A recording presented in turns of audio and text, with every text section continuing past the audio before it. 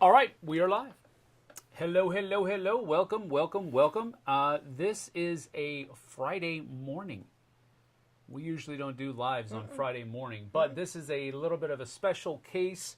We're going to be doing a live review of Charcuterie, the board game. This is a prototype, so we're not going to talk too heavily about the actual components because those could change. However, I have to send this off to the next content creator this afternoon, so lickety-spickety, we got to get this done. But this is a game that is on Kickstarter right now.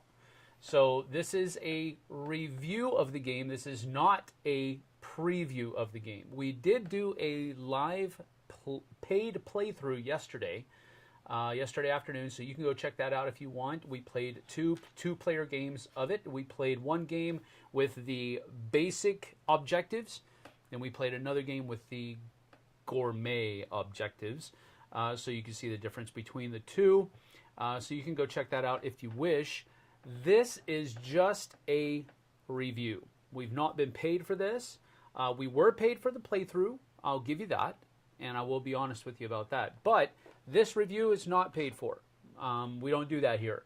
So there you have it. I had a pretty long email discussion with all of my publishers about the fact that we work with, that we don't do paid reviews. We'll do a preview for you, which in my opinion is basically like a commercial.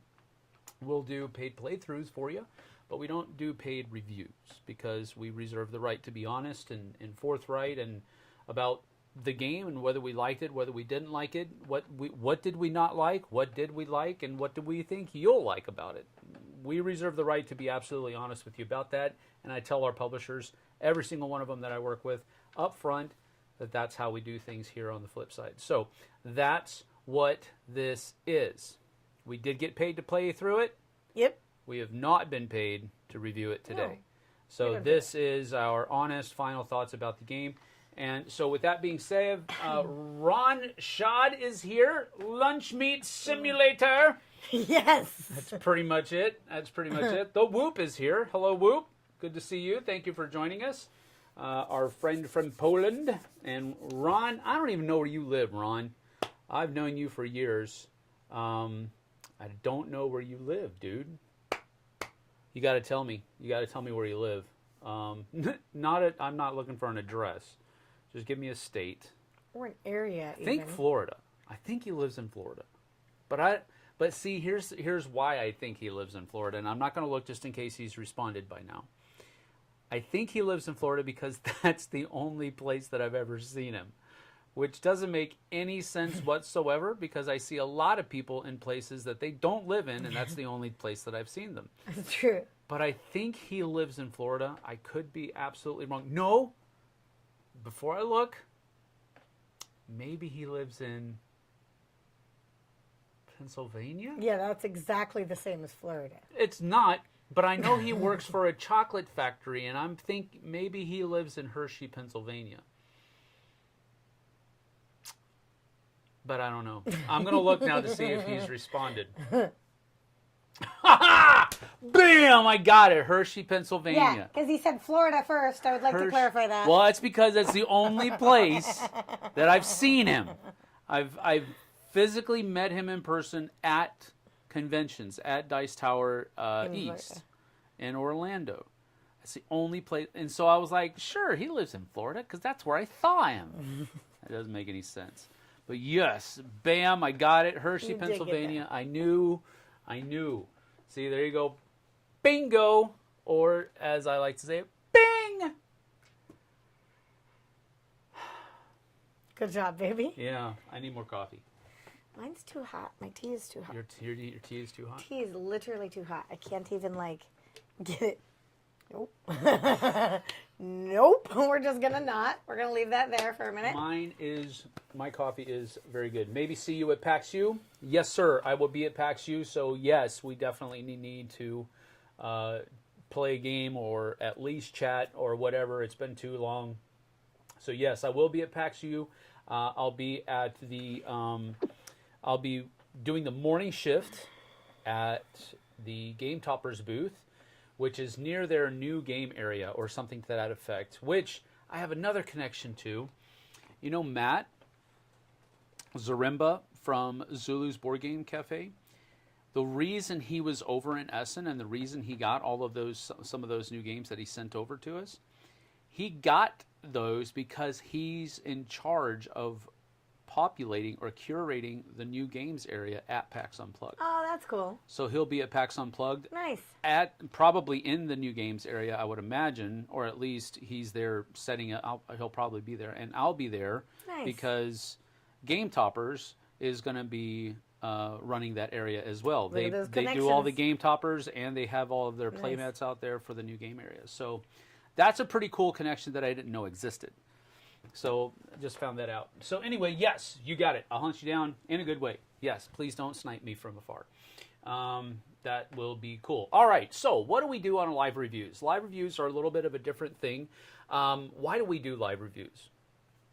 Because I would like to save time on the editing side of things. It seemed kind of selfish. That's the long and the short of it. I need to save myself some editing time.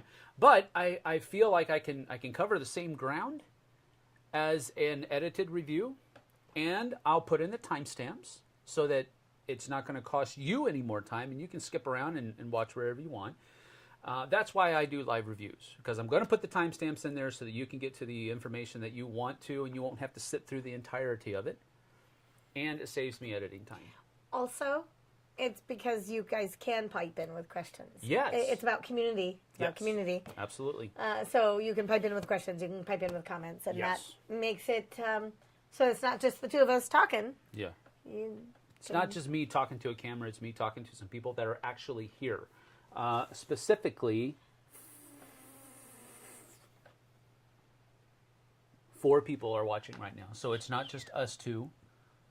It's you as well. Anyway, we're going to get to this. So that's why we do live reviews. How do we do it? We do introductories, we do hellos, we do all of that kind of stuff, which is basically what we're doing right now. And then in just a few moments, I'll go ahead and give you a brief, a general rules overview. Is it good? I'm okay. You're okay. You didn't burn your throat as it went down? That's good. Scald the whole way down. And then after we do that, we will both give our pros and cons of the game. And then we'll have a time where we just chat with you if you have any questions. If not, we'll shut it down early, and we'll go from there. But that's what we do and how we do it. All right, so basically going down to the second angle here, this is Charcuterie, the board game. So it's specifically set up for a 2-player game. These 2 boards are your charcuterie boards. These little things right here are your player pieces that are basically used for scoring at the end of the game, and we'll show you that in just a few moments. These here are the general objectives that are included in the game, and we'll go over each one of those. You also have a stack of gourmet objectives. In this particular prototype, I did mention that again, because I do want everybody to realize that these are prototype materials. They could change in some way, shape, or form, but I do know, and we'll talk about this more later, I do know that the artwork on the food tiles is done. That's pretty much set in stone, but other things may change. So you have your gourmet objectives, which is basically just more, I hesitate to use the word complex, because I don't think there's anything about this game that's complex. But they're just more advanced, I guess you could say, ways to score than the basic objectives here. And then you also have these recipe cards, and each person is dealt 2 recipe cards at the beginning of the game, and then they must choose one of them. Think of it this way. Each one of the players are charcuterie chefs that are trying to make the best charcuterie board to be compared to the other people. And this is your personal flair that you bring to the table, that you bring to the competition, whereas these are just kind of basic ways, kind of the general knowledge that you would have as a charcuterie chef, person, cook thingy, as you're going into it. So these are kind of like personal objectives. These are all public objectives. All right, so basically what happens here is that in a game of charcuterie, you're going to play through a number of rounds in which each player will have the opportunity to be the host 2 times. And when you're the host, you're going to be drawing 12 food tiles out of the bag, and you're going to be making a number of stacks with a number of tiles in them equal to, determined by how many players there are. So in a 2-player game, you're going to have 4 stacks that have 3 tiles in it. In a 3-player game, you're going to have 3 stacks that have 4 tiles in it. And then in a 4-player game, you're going to have 4 and 3. In a 5-player game, you're going to have 5 and 3, which goes up to 15. So you have to draw 15. the number of tiles depends upon that you draw. It depends upon the number of people that are in the game, which makes sense because everybody has to use the same number of tiles on their game. In a 6-player game, you got 6 stacks with only 2 tiles in it. So then you go back down to 12. All right. So you just have to follow this diagram here when you're going through and get that right there. I'm skipping this ad because that's just bugging me out of the corner of my eye. Anyway, so once in a 2-player game, I will have drawn these 12 tiles out of the bag. Then I'm going to choose what stacks they go in there. So, for example, I've got to make 4 stacks with 3 each. So maybe I'll do something like this, and then I'll put one of those bread items on there. So that's 1 stack. And I don't want all of these vegetables to go to the same place. So we'll put some olives with that meat rose over there. And then we'll put some tapenade in there as well. And maybe we want some strawberries with our broccoli and cauliflower. I don't know why anybody would do that. That sounds rather beastly.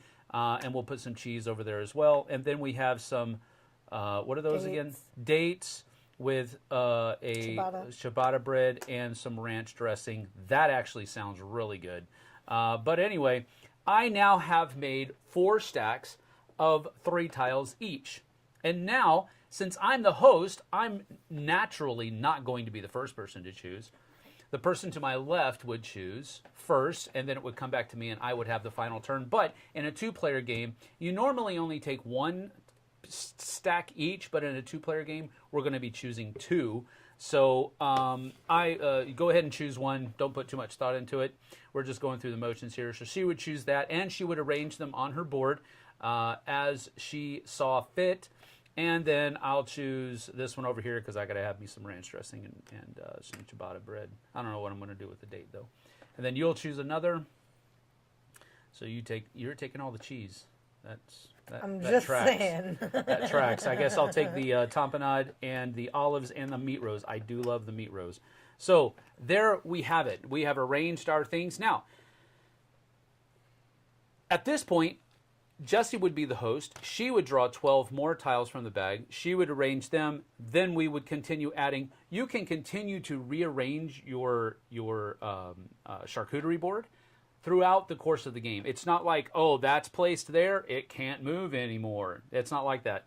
So you can continually rearrange your charcuterie board as the game goes. But then at the end of the game, once everybody has taken 2 turns being the host, then we'll have 1 final minute to make some last little configuration changes and all that kind of thing to our board, and then we score our board. All right? So how do we score our board? Well, these general objectives are going to be ones that are out here for everybody to shoot for. So with the breads, what you're basically trying to get is pairs. So for each pair of 1 square and 1 circle bread, you get 2 points each. So if I had, for example, this on my board at the end of the game, they don't have to be adjacent, they don't have to be touching, they don't have to be in the same group. As long as I have a pair, I'm going to get 2 points for every pair on my board. For this one here, the meat, for each bread that is adjacent to a meat, I'm going to get 2 points, but there's a maximum of 4 points per meat. So if this happens at the end of the game, where I have 2 breads that are adjacent to 1 meat, then I will get 2 points for each of them, but that's the max I can get for 1 piece of meat. So that would be 4 points at the end of the game. For each unique group of cheese, for each unique cheese in a group of cheese. So since you took both the cheese, like a cheesemonger, she has a group of cheese over here. A group is denoted by a group of things that are adjacent, which are touching. Yeah. And so she has 2 unique cheeses in this particular group, so she would score 3 points for that. If she was able to get 5 cheeses into that unique group, then she'd be able to score 15 points. So it's kind of a set collection thing here. Over here with the vegetables, for each adjacent pair of vegetable and cheese. So if you were able to do this, and if you had another thing over here where you were able to do that, you have 2 adjacent pairs of vegetables and cheese, so she would get 4 points each, so that would be 8 points. And then down here, for each unique dip on your board, you would be able to score points. If you only have 1 dip, you actually get negative 3 points. But if you have more than that, you're scoring positive points. So these 2, since they are unique, they're not the same, they would score me 3 points at the end of the game, and then so forth and so on. If you have 4 or more, you get 15. For the fruit, for each unique fruit in a group of fruits. So this is a lot like the cheese, where you're going to be scoring a number of points equal to how many unique kinds of fruit you have in your groups of fruit. And that's basically it. Then everybody would be able to take their recipes. Go ahead and flip your recipes over just to give you an idea of the kind of stuff that's out here. I have dip heavy, jazzed for jam. So if I collect more fig jam than your neighbors, again, not everybody at the table, just your neighbors, you'll get 10 points per neighbor. So if you get more than both of them, this is worth 20 points at the end of the game. Ready for ranch, this is the same thing. So if I have more ranch than my neighbors, I'll score 10 points per neighbor. Wow, you have that too. I'm seriously like, we have all dips. That's funny. We should get something else. Yeah, we're okay. Well, dips for days is actually pretty cool, pretty different though, because this one says for each group of 3 of the same. Right. So you're not looking for different ones or anything like that. You just want 3 of the same. You get 10 points for that. So if you get and this 6, is more hummus than your neighbors, but show some of the other options. So some of the other ones are things like keep it keto. The fewer bread you have collected, the more points you get. So if you do 0 to 3, you're getting 15 points for having only collected 3 breads. This one, savory and strong, collect strong cheese to score more points. So if you get more blue, Swiss, and Parmesan, you're going to get 3 points per tile. That's pretty cool. And then over here, don't let it touch. You collect at least 7 groups of food tiles, and you get 15 points. This is not a simple thing. This is one of the ones that I got yesterday on the live. And I also was getting a lot of big tiles, which this is not something that works out well. But anyway, so you kind of get the idea. This is the opposite of the savory and strong, mild and mellow. So you have the other 3, Gouda, Colby, and cheddar. So you kind of get the idea of these different recipes. They kind of represent the personality of the chef rather than anything else. But generally speaking, that is it. That's the game. There is not a whole lot of difficulty going on here. So what we'll do is Didi O'Brien. Didi O'Brien watched our review yesterday. Not our review, our playthrough. And he was like, man, now I'm hungry. I said that the whole time. Yeah, right? That's I literally exactly said that what the we whole were time. saying. I was like, I'm hungry. Yeah, so... Do you need to catch up there? No. I mean, I think I am going to ask. Is that the playthrough was pretty fast. Wasn't expecting that, Flosaurus said. And that is pretty indicative of the kind of game that this is. Mm-hmm. It is a fast game. Mm-hmm. It is not one that's going to be at your table for hours and hours and hours, unless you're playing it multiple times, which I could see happening. I could see this being a game where we play again, and play again. Let's do it again. Play again. Yeah, definitely. Matthew Kuka is here. Hello. Good to see you, Matthew. Good to see you. Didi O'Brien, I ate first before watching, so I should be okay. So that's funny. I did have to provide that context because he provided that as a comment on right, like I didn't eat. Live playthrough. He says, man, no, I'm hungry. I get it. I'm telling you. So that is it. Ronald Shadi said, I like the set collection and the freedom of setting your board up and move stuff as the game goes on. Yes. Mm-hmm. That's one of the things that I was actually kind of really anxious about. I didn't want it to be one of those games where once you set the... Gosh darn it, I didn't know I was going to get another cheese. Yes. Like, Yes. I demoed this at Origins when I talked to Michael the first time from Third World Studios. And when he was explaining the game, I was actually worried. I was like, no. oh You're like, no, this is going to no. be one of those games where if I place it, it's done, and you got to stick with it, and then you have to. But yeah, he said you can rearrange at any point. I really like that about the game. The fact that you are not stuck with how you place it because you have no idea what you're going to be getting later on in the game because of how things are chosen and all that kind of stuff. So yes, makes me think of Sushi Go. Okay, Colby Higgs, thank you for that. Sushi Go is a card game where you're doing much the same kind of thing, set collecting, but it's with cards, not tiles and all that kind of stuff. So that's actually... depending on the circles you run in, that could be high praise, that could not be high praise. I'm going to assume it's good praise. Matthew says, I've been so busy in my life I couldn't get onto a live in a while. No worries, Matthew. Glad you're here today. Yeah, we're glad you're here today, so thank you for joining us. So what we're going to do now is we're going to basically go into our pros and cons, and so I'll let you go first with your first pro. Yeah, you. As opposed to the other me? As opposed to the other you. I love the art. I love the art. Artwork. I love these pictures of the... Let me provide context. We came up with our pros and cons separately.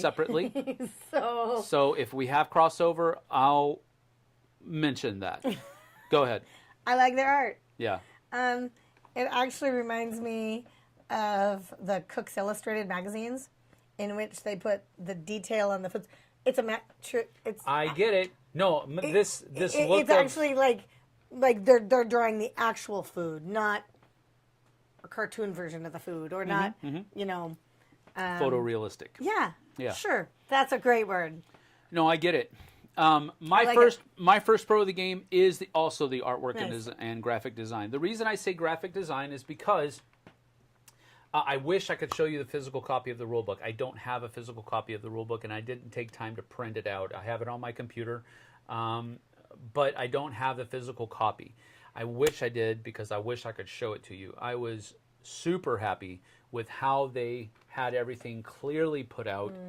It was such a having looked through a lot of rulebooks in my day, this is not the best. I'm not trying to overstate it, but this was done right. That's where I fell to, and it was done very well. So the graphic design of the rulebook is well done. It could change. It's still in prototype form, but it could change. But the artwork on the tiles, so cool. The artwork on the tiles is a done deal. Yeah. That is done. So That's the so artwork, cool. yeah, go ahead and show more. Well, you have to go a different angle. Yeah, I will. The artwork on the tiles is a done deal, so we do want to kind of show these as much as possible. Now, again, graphic design could change. So one of the things that they have done recently is that they took the border of each of these tiles to match the color of the category that tile is in. So you don't have to wonder, is this a fruit or is this a vegetable? Well, it's got the fruit border on the back side, and then on the other side you actually have the fruit icon. So that's one of the things. But it used to be that it was just the fruit icon on the back, and then it was like a white. No, the color makes it nice. So the color makes it different and good. So the artwork on the tiles is what we're really praising here, because the artist, can't remember her name. Yola Sopek. Yeah, Yola Sopek. Where is it? Down at the bottom. Yeah, Yola Sopek.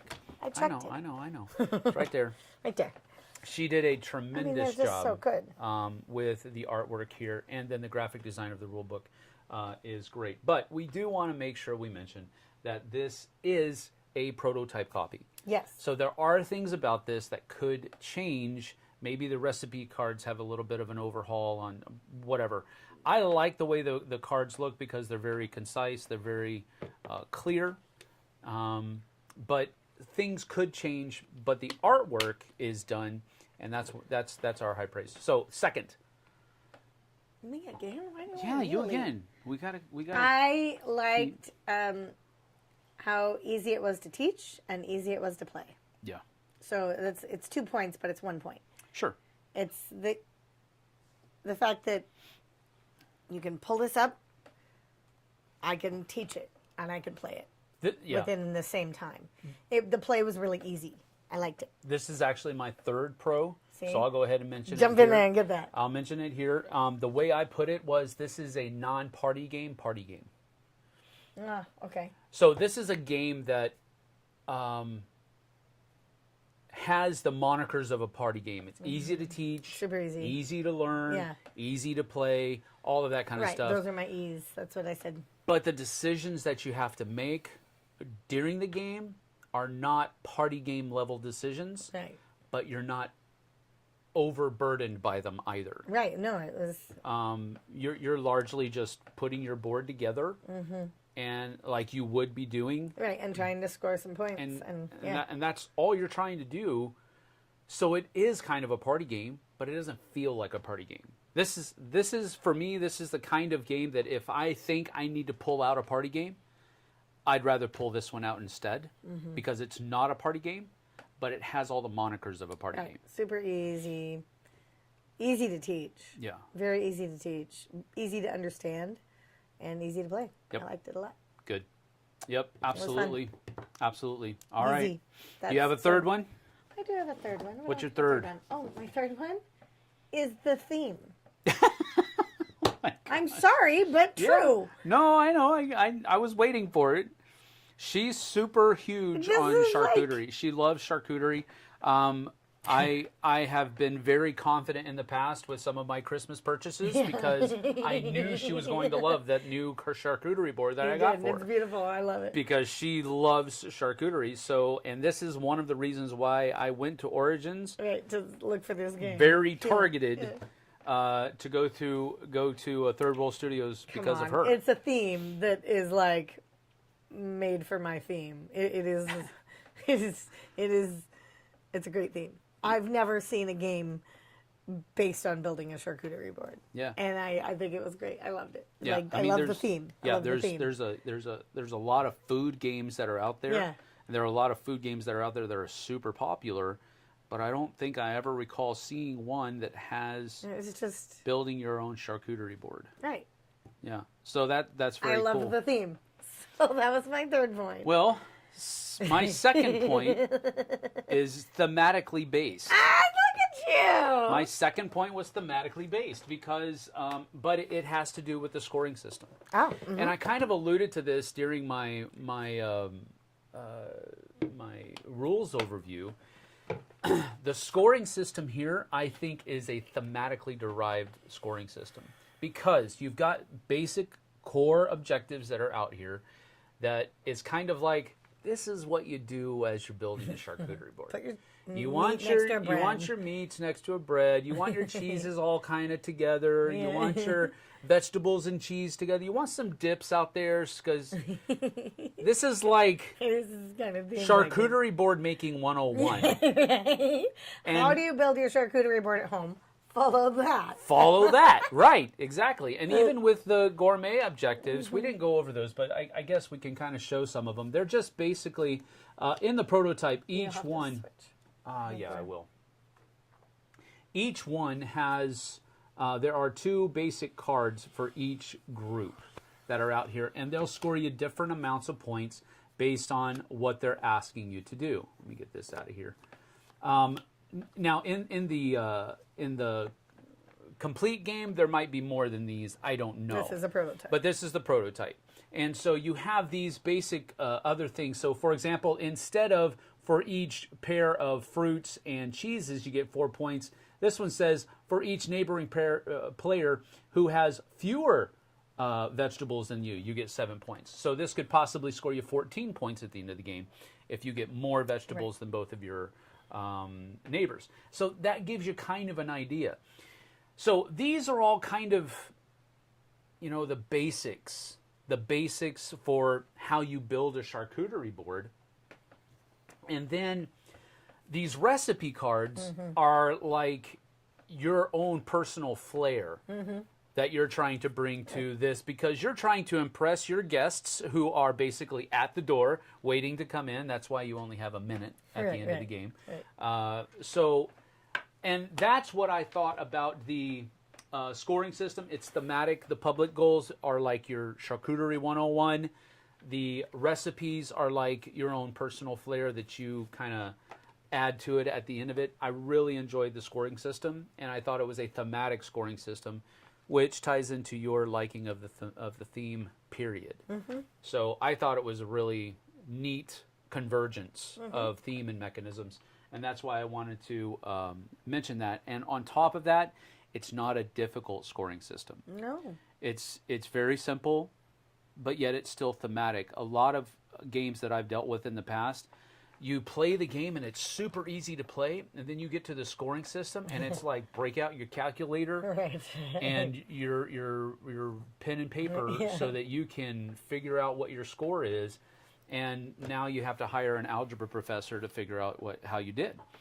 That's not what this game is. Well, and even on the back. Yes, let's show that. Let's go back down to the board here and show. So yes, the cutting board that you're using to put all your stacks out during the course of the game, you basically just flip that over and it becomes your score track at the end.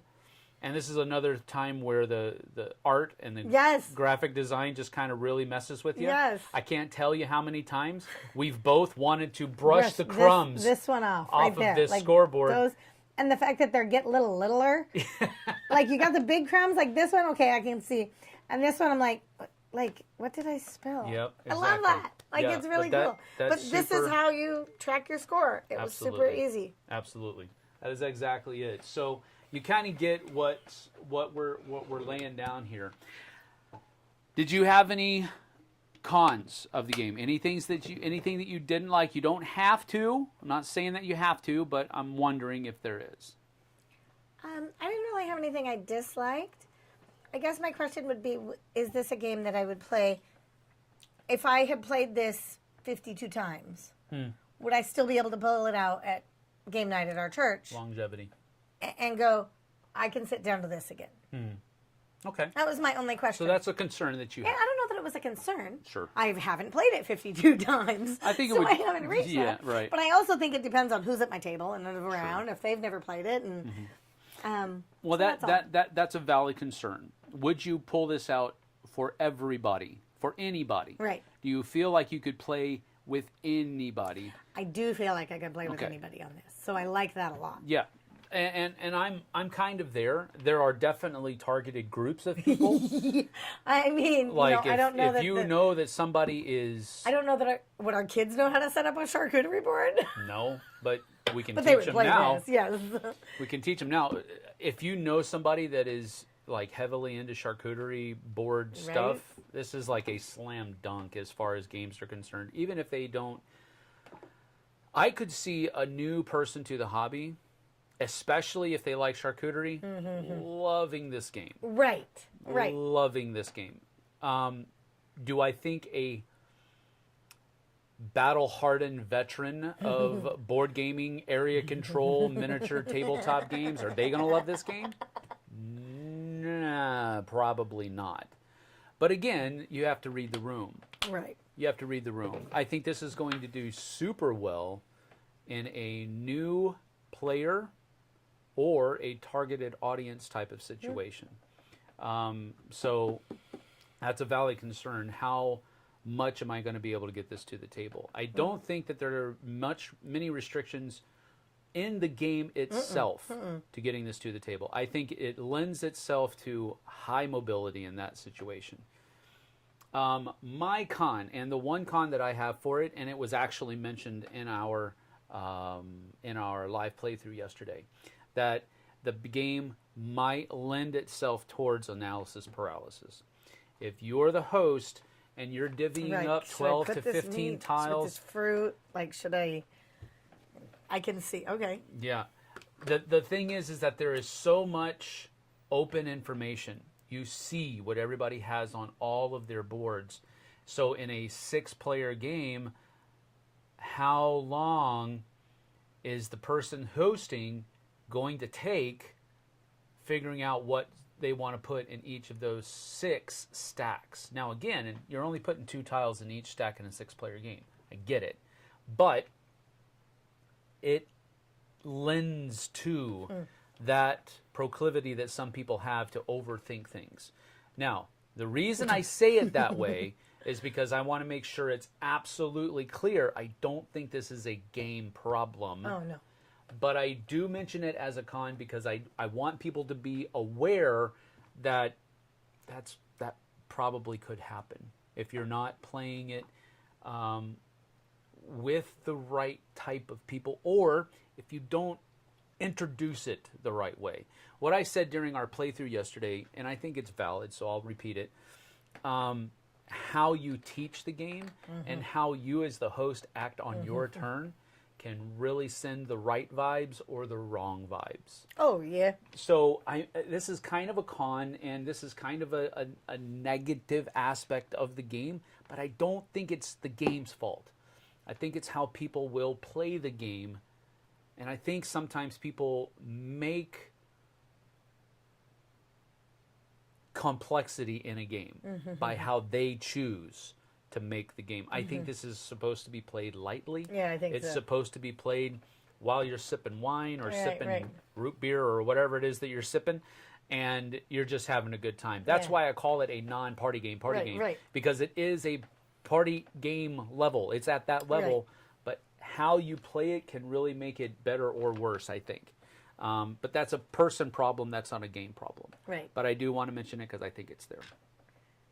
Well, the other thing I kind of enjoyed is that it's not really a sabotage game. I can take a stack that you might want. But it's because you want it. But it's because I want it. I'm not taking it to block Stop you somebody. from, Yeah. it doesn't feel like that. Yeah. No, and I get that. There are a lot of games that have that kind of, well, I'm going to take this. It's not going to help me at all, but I have to keep you from getting it. Right, because I don't want you to get that extra vegetable. My I favorite guess game is like but... that. My favorite game is like that. So that's something that I actually am not opposed to at all. Right. But it can be a negative thing because if I take this and everybody at the table goes, that doesn't help you at all. Right. And then you say, well, it's because I don't want you to get it. Right. And you're like, well, fine, be that way. Yeah, exactly. And this game, it doesn't feel like that. Doesn't really help you to do that. No. You need to pick stacks there that are were going to help moments you. where when we were playing with the JT and Mel, and they were like, "Oh, grr, grr," but it was really just more of a grr, not a man. I'm gonna smack you. Yeah, there was no table flipping involved. Yes, exactly. So I like that. All right, so that's our pros and cons. Great artwork, a thematic scoring system. She loves the theme. I think it's a fun theme, but I'm not like drawn to it. The only reason I was drawn to the theme of this game is because I knew she would be. That's it. I don't really care about building charcuterie boards. I will devour them. I'm ready don't to make get me one wrong. right now. But I was not drawn to the theme. I knew she would be. That's why I was drawn to it. I think it's a non-party game, game. You were also heavy on the theme as well. The ease of play. So how many thumbs up are you going to give it as if we don't already know? Everybody that is watching and isn't watching and is watching this later knows I'm going to give this 2 thumbs up. I liked it. I would say, my opinion, what I would tell my girls, my moms, go get this. Yeah. But they're my closest friends, and I can tell them that. Yeah. I'm not telling any of you to buy anything or do anything. I am saying I would give it a 2 thumbs up because it would be something I would happily bring to a party night and game night. And Colby Higgs said, yes, good praise about his Sushi Go comment. Nice. The Anthonys are here. Hello, Anthonys. Good to see you. They say hi, Sam and Jessie. Matthew says, looks like something my wife would enjoy. I can concur with that. Robert Newman, loving this one. Glad I backed the Kickstarter. Robert Newman says, my family and church group will eat this up. I like it. So we both kind of had, you had the thought on the negative side that, you wonder how much this is going to come back and be playable. I think it'll be playable. And I think it will have that longevity there because it's just that kind of game. I mean, think about, for example, how many times have we played Telestrations? Right. No. And it's So still many. every single Every time. game night. Right. Should we play Telestrations? I could see that here because there's going to be those people that, she brought that master plate platter to the last, potluck or whatever. She'll probably like this game, and we'll pull this out. I can see that happening. I can too. I think it lends itself to the player problem of analysis paralysis, but I think it's manageable, and I don't think it's something that you really need to worry about. As far as my rating, I will simply say this. Robert already kind of... we are backer number... Where is it? Something.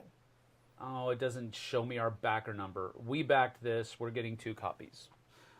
We did it yesterday.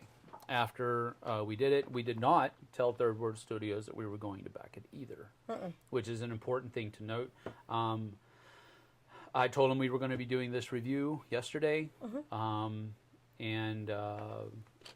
so that's our review. I'm going to give it 2 thumbs up. Now, I will say this.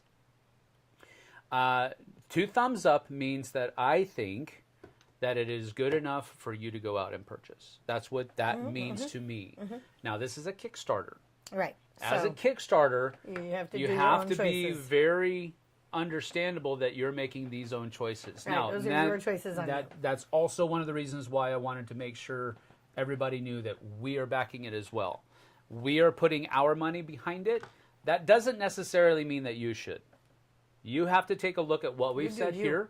You have to take a look at our playthrough. You have to go take a look at the campaign. You have to take a look at Third World Studios. Is that somebody that I want to trust? And you have to make those decisions on your own. We've already made the decision to go ahead and back it, but that's up to you what you want to do. But as far as we're concerned, we really enjoyed ourselves with this game, and we think it's going to be a game that we're going to probably take to many I think so too. Game nights in the future as soon as we get our own copy in, because this one is about to prototype going away. Go into the mail this afternoon. I have people that I want to invite over. Yeah, exactly. I have people I want to invite over to play this game already in my head. Yeah, I'm ready to invite them over. Yeah, we had people that we invited into the live play for yesterday that couldn't for job reasons, but they couldn't make it. But those same people are the same people that we're going to be like, hey, guess what we got in? Check it out. Who's coming over, and I'll make a charcuterie board Absolutely. to make you dinner. All right, so that's our opinion. Yep, that's our opinions. So Ron says, thanks for this. I'll check out the Kickstarter. Please do, Ron. Now, we have time here. We actually got through everything in about 43 minutes. Nice. So that's pretty stinking good there. At this point, we will just simply answer questions that you might have. If you have any situational questions that might come up, what do you think about this and this kind of situation, that kind of thing, please ask, and we'll let you know our opinions. Not necessarily die-hard facts, but we'll let you know what we think, that's for sure. But if you don't have any questions, we'll go ahead and shut this down, and I think we'll be done with it. I mean, I think we've given a portrayal of how the game plays. We've given our opinions, so our job is done. Now, if you just want to sit and chat, we will absolutely do that. Go ahead. On that note, you do need to talk about a couple of things on the business channel. Oh. We have memberships. Oh, okay, yeah, I can do that while people think you're about going this. to... Pal Family Farm says hello. Hi, good to see you. Thank you for joining us. Let's talk about what's coming up. As people might be letting some questions... If they have any. If not, thunder that's fine. up in their minds, that's fine. If not, that's fine too.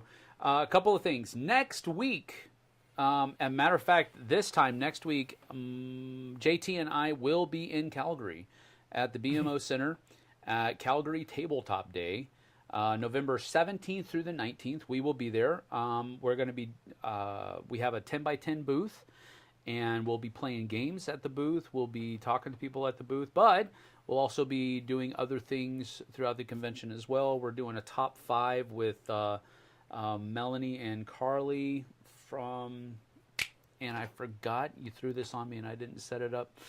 I'm sorry. But no, that's not a thing. It's just that it's my mind. I wish I could just pull this information up and I can't. But it's Melanie and Carly, and then Brian. I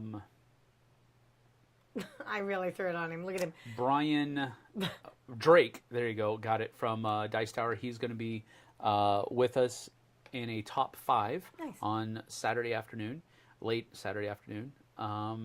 So we're going to be doing a whole bunch of stuff at Calgary Tabletop Day. So if we're there, I'll also have some shirts that I'll have very limited quantities. I'll have some smalls, mediums, larges, extra larges, and a couple 2Xs and maybe a 3X that I'll be able to sell. All of them are just $20 across the board, so you can come check that out. I also have some stickers that you can buy for like $3 or $5. You know, I haven't really set a price. I don't know yet. I think $3 is totally fair. Is totally good.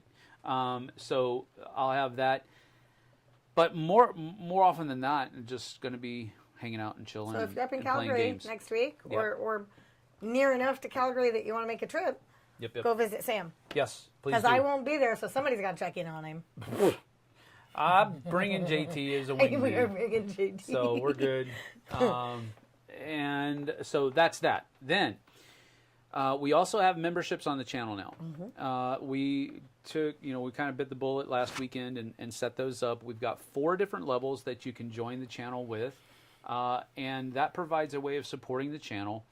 And helps us keep the lights on, basically, is the way I like to say it. And I provided 4 different levels because everybody has different levels of ability. And on top of that, I don't want you to feel excluded if you can't do that. Nope, we're still here. We're still here. All of our content will be free of charge. We're not going to have any member-exclusive chats or member-exclusive videos or anything like that. Everything's always going to be available. This is just a way for you guys to help us keep the lights on if you wish. If you don't wish, absolutely fine. We're still here. No hard feelings whatsoever. But we've got a Chester Copper Pot, which is $2.99 a month. Then we've got I can't remember what they were now. Hey, you guys. Yeah, but there was another one on top. Oh, Truffle Shuffle is I think $4.99 a month, and then there's the Hey You Guys. No, that's. There are 4 different levels. They're you are all welcome Goonies. to click the They're all join Goonies. and look There's at it. I don't remember. $3, $5, $10, and then $25 a month.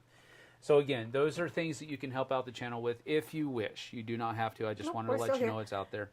And then you have what else? PAX Unplugged coming up. PAX Unplugged coming up. The week after December 1 through 3, I think is what it is. 1 through 3 is PAX Unplugged. I'll be at PAX Unplugged with Love Thy Nerd. I'll be working at the Game Toppers booth.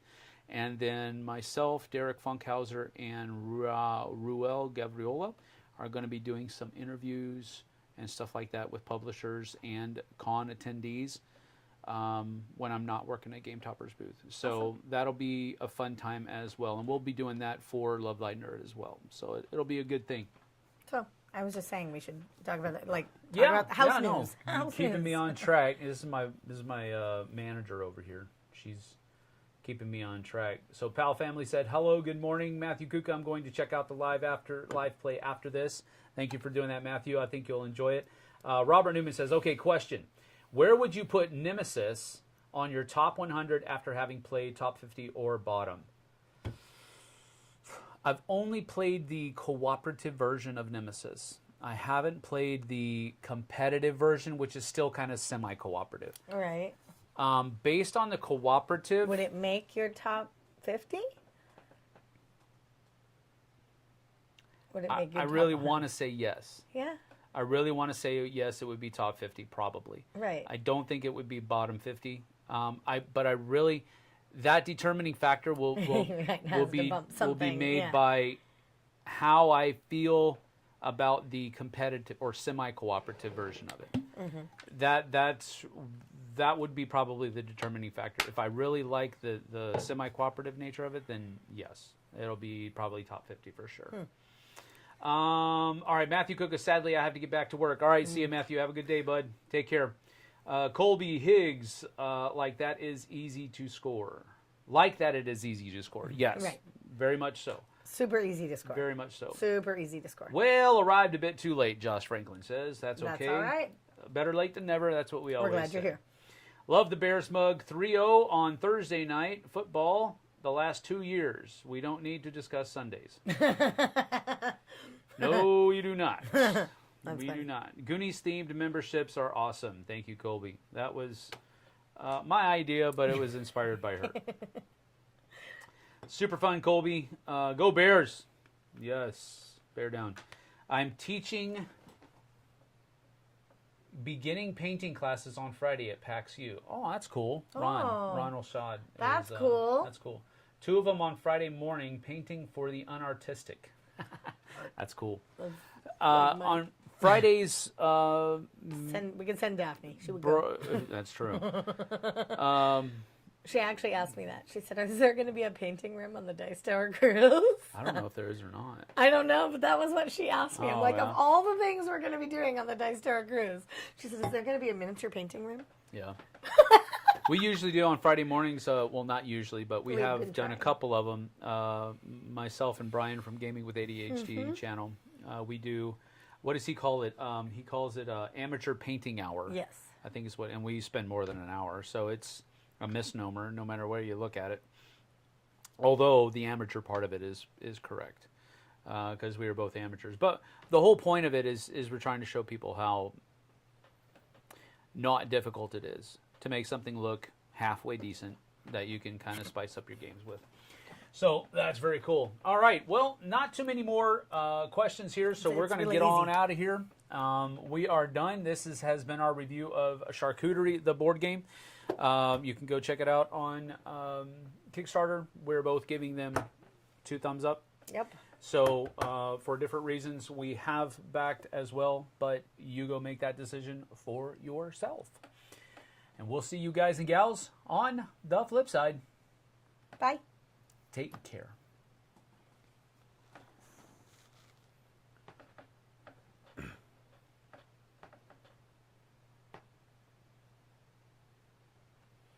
What time is it? 11 o'clock. Yep. So we've got 2 hours.